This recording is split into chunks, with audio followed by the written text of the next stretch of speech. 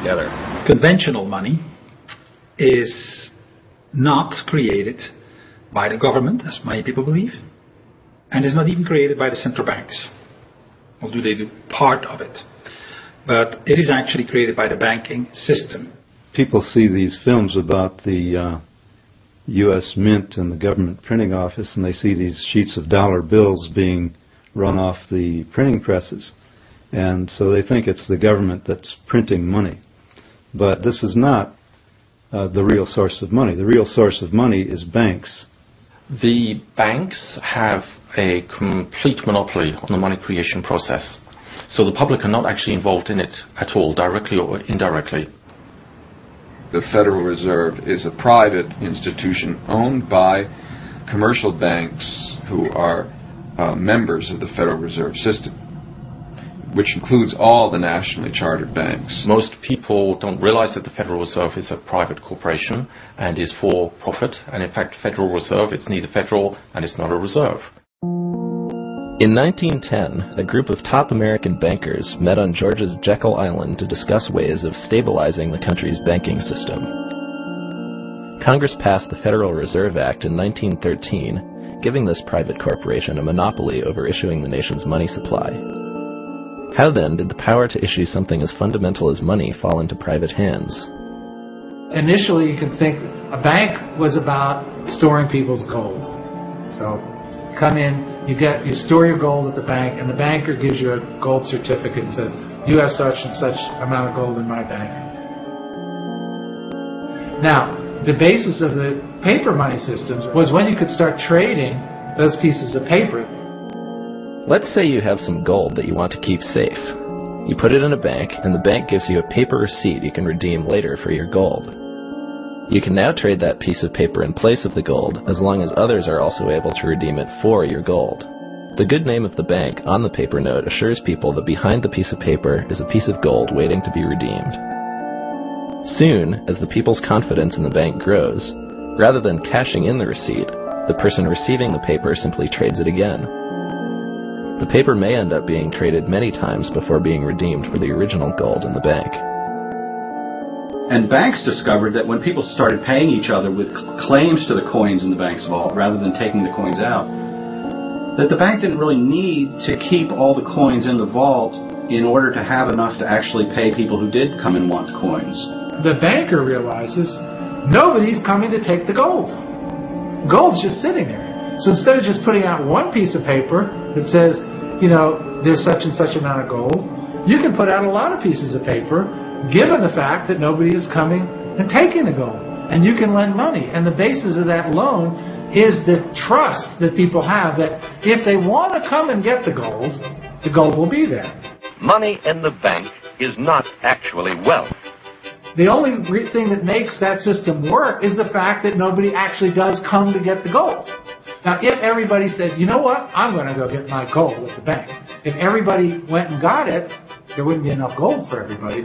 You often had bank runs and bank panics. When people would have a lack of confidence in a particular bank, they would take those bank notes to the bank and demand their gold and silver.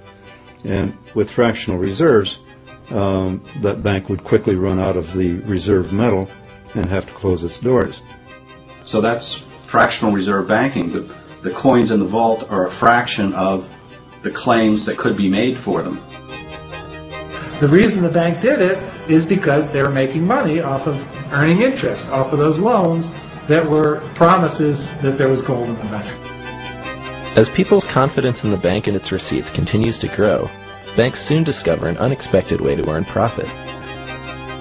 A bank can print a receipt for gold that does not even exist. They can then loan that receipt to someone on the condition that they pay it back with interest. While the bank takes a risk by having less gold than the outstanding receipts, there is an almost unlimited potential to make profit off charging interest on loaning gold it does not even have.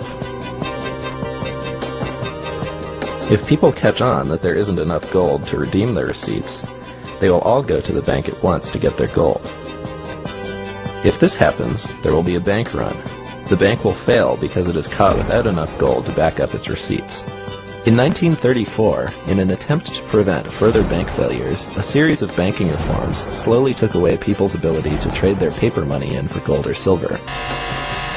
In 1971, Richard Nixon removed the last vestiges of this convertibility. Today, our money can no longer be redeemed for gold or silver. Now we've gone beyond that to what I think of as an even more postmodern reality, which is we don't even see the money anymore. We don't hold it in our hands. We take a piece of plastic to the supermarket, buy groceries, and run it through a machine which registers it in our account book somewhere. The buyer, the seller, doesn't see it either, right? And at the end of the day, they balance accounts, and some numbers have been added to the supermarkets and taken out of our account. Most of the assets that we call money are not printed dollar bills. In fact, that currency is a very small proportion of the total amount of money. Most of what we call money are bank accounts. In the same way that banks used to issue more paper money than they had gold, today banks issue more bank account money than they have cash reserves. It is these bank account balances that make up about 97% of what we think of as money. If a landlord wants to know how much money you have before you sign a lease, you would show them an account balance and not a suitcase full of cash.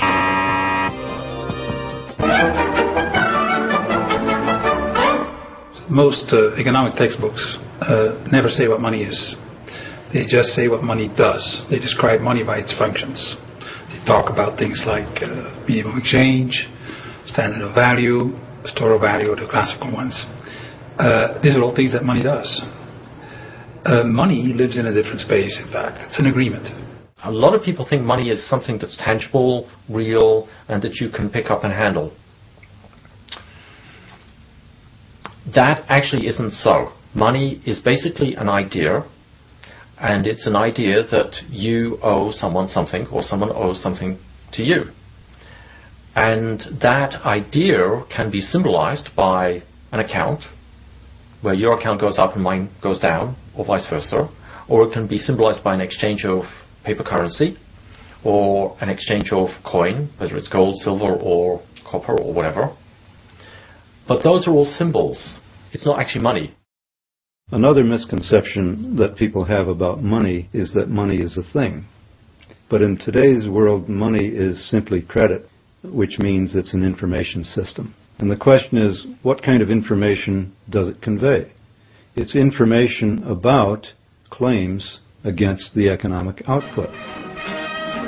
If you have a bank account that says you have $1 million, you know, it's nice to say I have $1 million, but what really makes it nice is that you can buy $1 million worth of things that you want to buy.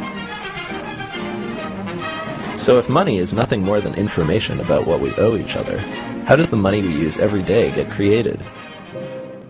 Money is created through a process of bank loans. People, companies, governments going to the banking system and borrowing money. So every dollar, every national currency you've ever seen is someone's debt. For every new dollar created in the monetary system, you have a corresponding debt.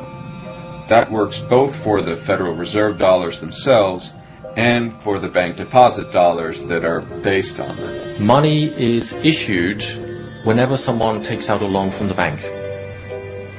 So if I walk into a bank and I want to borrow $500,000 to start a business, and I've got a good business plan and I've got customers, then the bank, assuming they agree, will give me $500,000 to start my business. There is your money, and this is your payment book. Thank you. Now, most people, if you ask them, will say, well, that $500,000 comes from somewhere else. It comes from someone else's savings. It comes from investments. That's actually not true. When I say money is issued as debt, I mean they don't get that money from anywhere. They actually create it out of thin air and create a credit in my bank account, and poof, there it is. John Kenneth Galbraith, in his book Money, Whence It Came, Where It Went, says this. He says, "The process by which money is created is so simple that the mind is repelled. And it's true. When I tell people how money is created by banks simply by making ledger entries, they just can't believe it. The private banking system literally creates our money out of nothing and loads it into the economy. The only way new money can get into the economy and ultimately your pocket is via a bank loan. This means that every dollar you have ever seen is someone's debt to a bank. The simple fact is, and it's an uncomfortable fact for many people to realize, that if all the debts were repaid, then all the money supply would simply disappear. There would be no money.